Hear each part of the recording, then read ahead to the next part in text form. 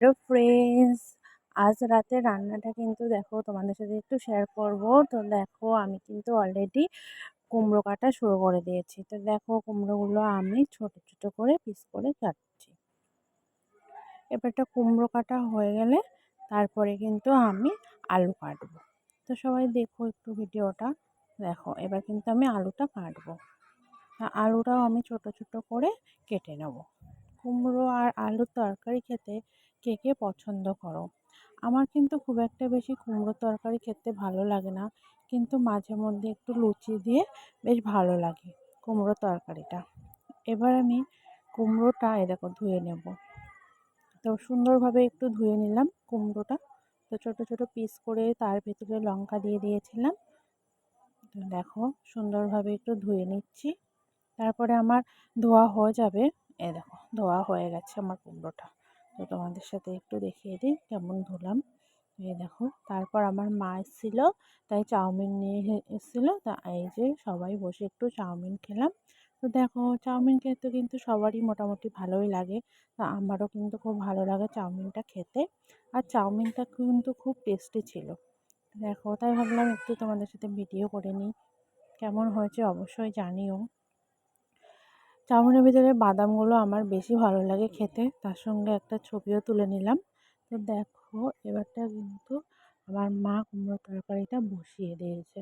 দেখো আস্তে আস্তে কুমড়োর তরকারিটা কিন্তু হয়েও যাবে।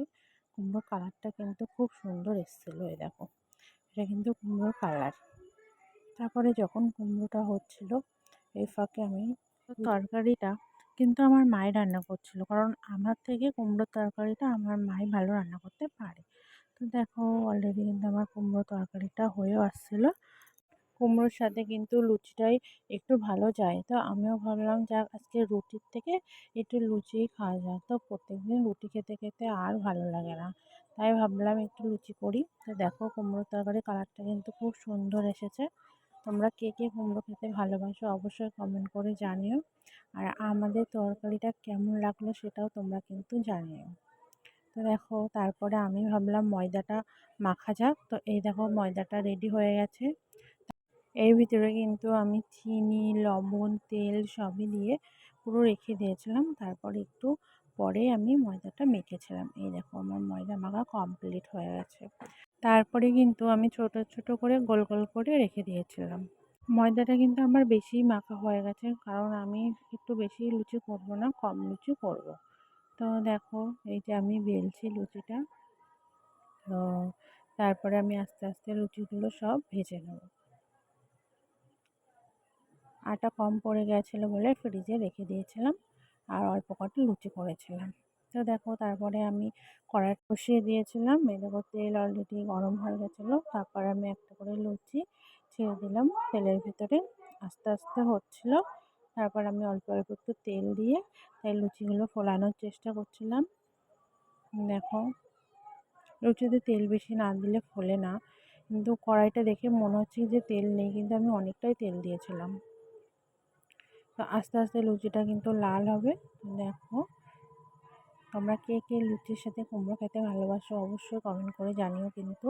এই দেখো অলরেডি আমার লুচি করা হয়ে গেছে। তো আমি কিন্তু বেশি লুচি করিনি, কারণ আমি আর আমার হাজব্যান্ড খাবো বলে, ওই জন্য আর বেশি করিনি।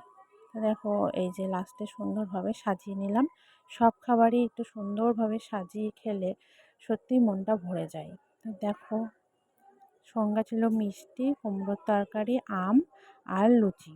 আমটা কিন্তু আমার মা এনেছিল আমার জন্য। তো প্রথম খেলাম এই আমটা, এত সুন্দর মিষ্টি যে বুঝতেই পারছিলাম না যে প্রথম খেলাম। খুব সুন্দর মিষ্টি ছিল ফলটা। তো আম তো আমার খুবই একটা পছন্দের ফল। আম খাওয়ার সময় চলে আসছে। তো দেখো কেমন হয়েছে অবশ্যই জানিও। লুচি সুন্দরভাবে সাজিয়ে তোমরাও খেও সবসময়, দেখবে ভালো লাগে। তো লাস্টে একটু সুন্দর করে ছবি তুলে নিলাম। তো আজকের মতো ভিডিওটা এই পর্যন্ত। টাটা।